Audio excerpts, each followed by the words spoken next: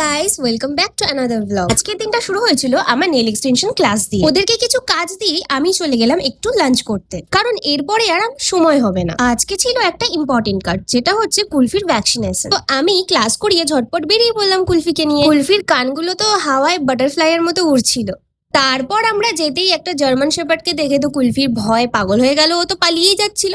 তারপর টঙে উঠতে বসে আছে, দেখো কিরকম ভয় পাচ্ছে। কুলফি তো ডাক্তারের চেম্বারের ভিতরে ঢুকতে প্রচুর ভয় পাচ্ছিল, আমিও তাই জন্য ওর সাথে একটু খেলছিলাম ভিতরে ঢুকে।